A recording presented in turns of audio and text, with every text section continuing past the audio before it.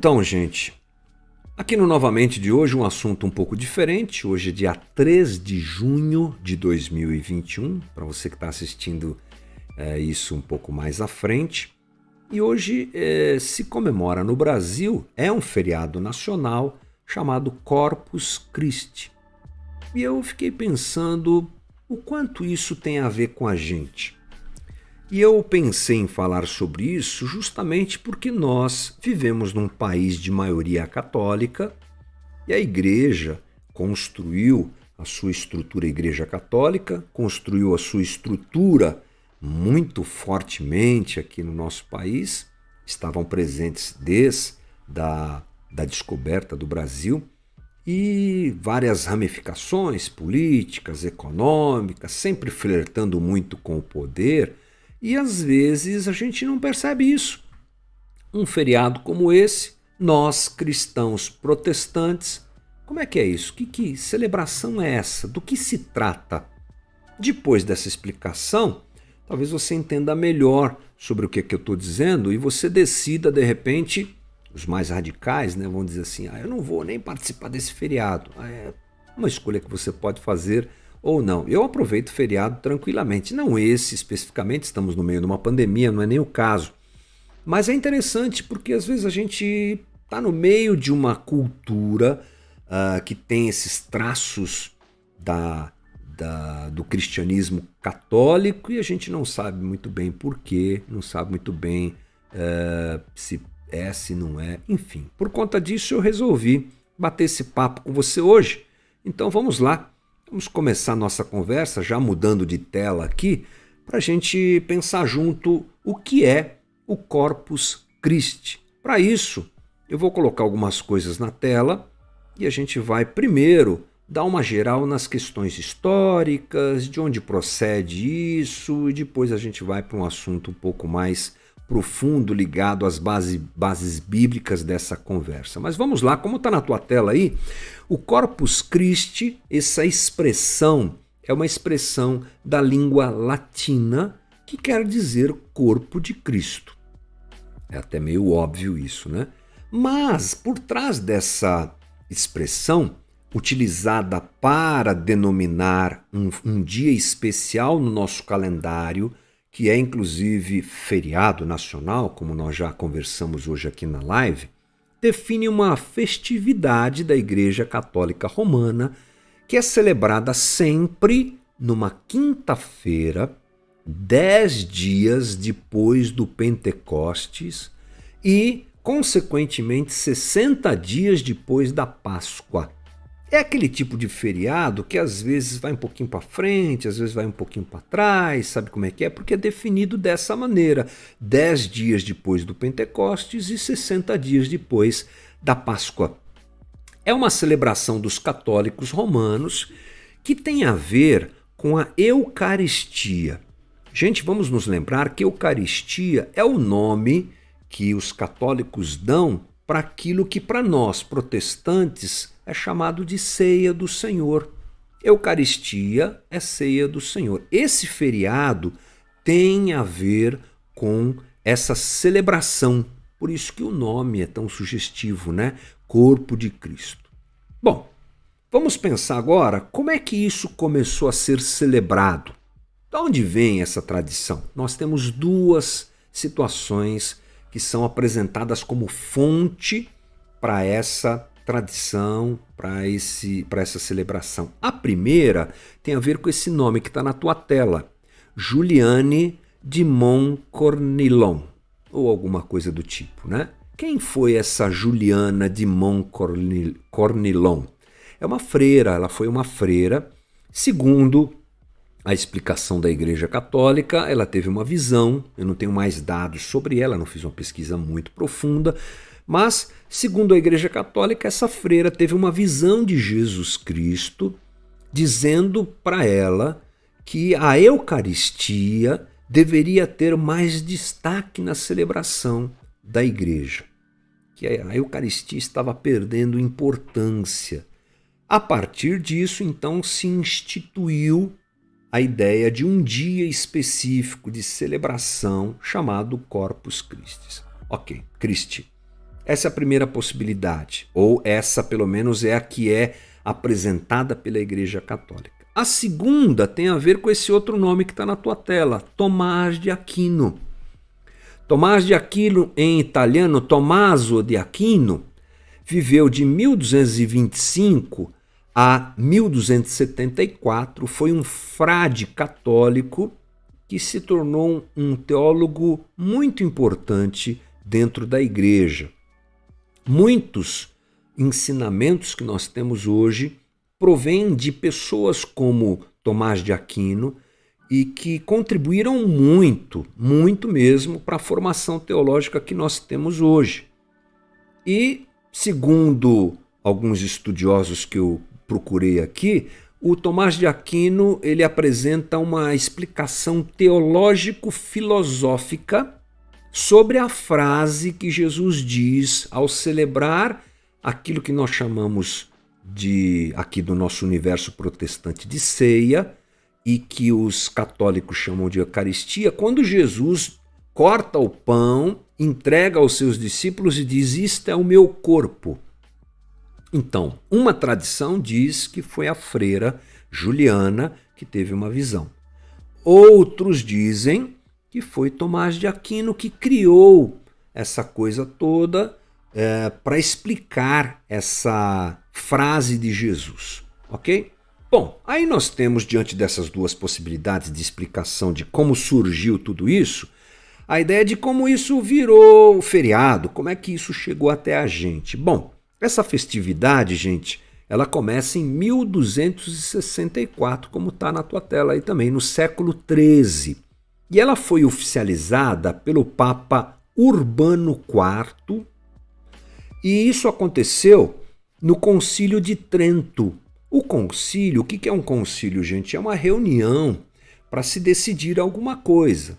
E a igreja tem uma história muito forte de concílios.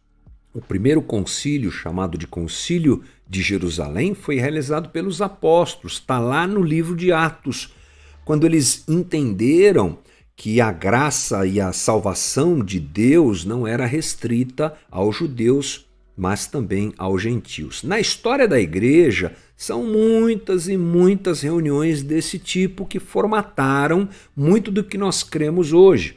A formação dos credos, o credo apostólico, o credo de Nicéia, que foi um outro concílio, e aqui no Concílio de Trento, que foi o 19º concílio da Igreja Católica, aqui 1545, lembre-se, foi depois da Reforma Protestante, portanto, diz aqui as minhas anotações, especialmente convocado para formular uma resposta às perturbações causadas pela Reforma Protestante.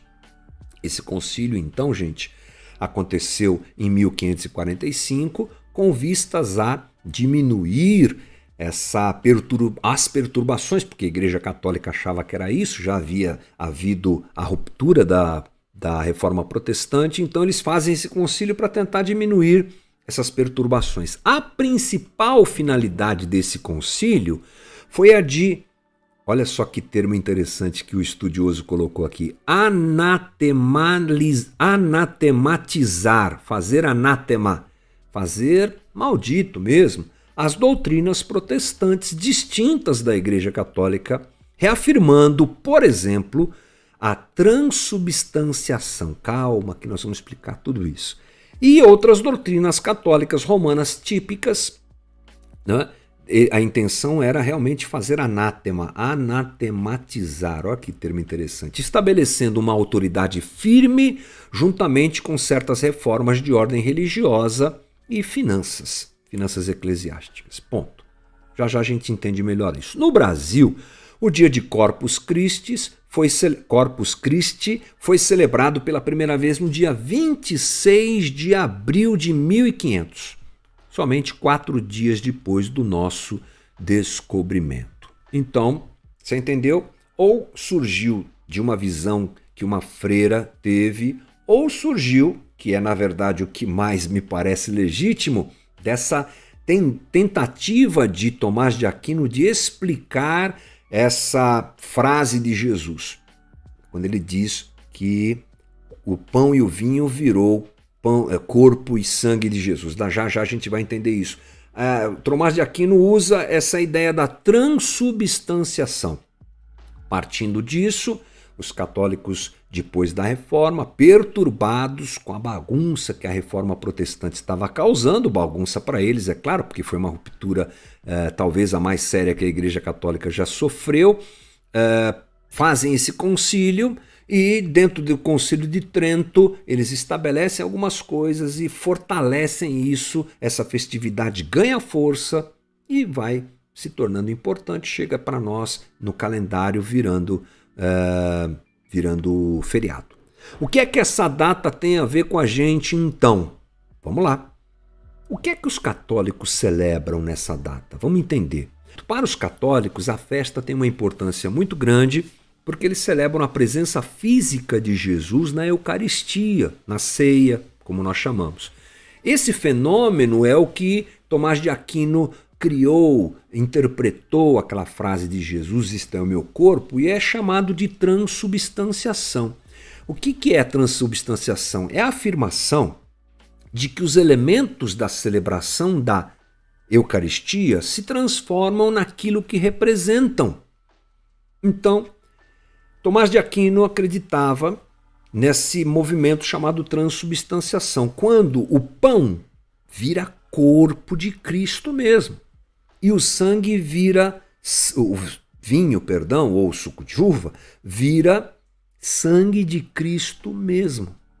Eles acreditam nesse movimento, o nome já diz, né? Transubstanciação. Deixa de ser uma coisa para ser outra, deixa de ser pão para se tornar carne de Cristo, deixa de ser vinho para se tornar sangue de Cristo. Para isso, eles utilizam textos bíblicos. Olha só, por exemplo, tá aí na tua tela, inclusive grifado, né?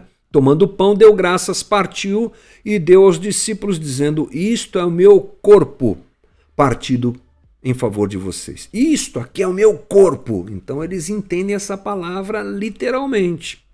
E em Mateus, como também está na tua tela, isto é o meu sangue da aliança. Partindo desse princípio, é que Tomás de Aquino criou essa ideia da transubstanciação. Então é corpo mesmo, então é sangue mesmo.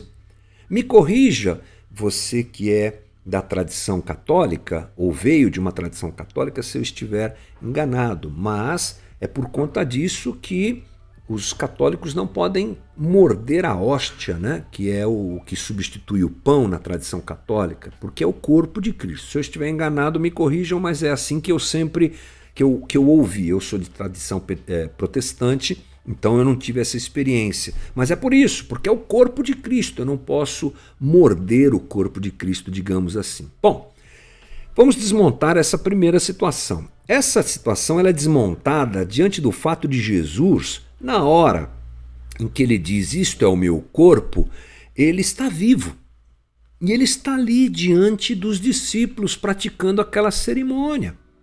Isto é o meu corpo, mas Jesus está diante deles. Então Jesus teria dois corpos, um o seu corpo e o outro o pão. Quer dizer, não tem muita lógica isso, não é? Segundo problema é que se os elementos da ceia se tornam corpo e sangue literais, elas apresentam a possibilidade muito perigosa de se tornarem alvo da idolatria. Imagina, é sangue mesmo, é corpo mesmo, passo para se idolatrar essas coisas é rápido. E tal ensinamento não está presente nas escrituras do Novo Testamento. Talvez seja por essa tradição que nós ouvimos pessoas chamarem a ceia de Santa Ceia.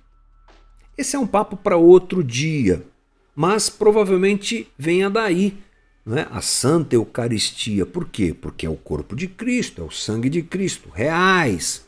Então veja que já há uma curva que pode nos levar para essa interpretação. Outro dia a gente conversa sobre isso. A verdade é que são símbolos, gente. A gente não pode esquecer isso jamais. Símbolos que mostram a morte de Jesus, que nos lembram a morte de Jesus. E o valor dessa situação está na celebração, no ato, na comunhão, no partir do pão, no pensamento que deve me acompanhar na hora da celebração de uma ceia, no nosso caso, né? Ou de uma Eucaristia, no caso dos católicos. O que é que está se fazendo ali? Se lembrando do que Jesus fez na cruz. Veja você que o próprio Cristo diz ali em Lucas 22:19, tomando o pão, deu graças, partiu e o deu aos discípulos, dizendo, isso é o meu corpo, dado em favor de vocês. Sim, façam isso em memória de mim. É muito claro que se trata de um memorial. No mesmo texto em que Jesus diz que isso é o seu corpo, ele diz, façam isso em memória de mim. Celebrando, ou melhor, ressaltando que tal celebração se trata de um memorial e não de um novo sacrifício. Se o corpo de Cristo estiver ali presente, o sangue de Cristo real estiver ali presente, é um novo sacrifício. E o sacrifício de Cristo acontece uma vez só, literalmente uma vez só. A doutrina da transubstanciação, portanto, apresenta a realidade da repetição do sacrifício de Cristo, que não pode acontecer de novo. Olha o que o autor de Hebreus nos diz. Assim também, Cristo foi oferecido em sacrifício uma única vez, para tirar os pecados de muitos, e aparecerá segunda vez, não para tirar o pecado, mas para trazer salvação aos que o aguardam. Mas o que fala conosco nessa conversa foi essa parte de cima do texto. Cristo foi oferecido em sacrifício uma única vez. Diante de tudo isso, gente, nós entendemos que não há mandamento bíblico nesse sentido. As igrejas protestantes celebram frequentemente a Santa Ceia do Senhor. Nós não enxergamos a necessidade de uma celebração específica, celebrar aquilo que a gente celebra frequentemente. Na Casa da Rocha celebramos a ceia uma vez por mês, é o que acontecerá no próximo domingo. Primeiro domingo de cada mês a gente celebra.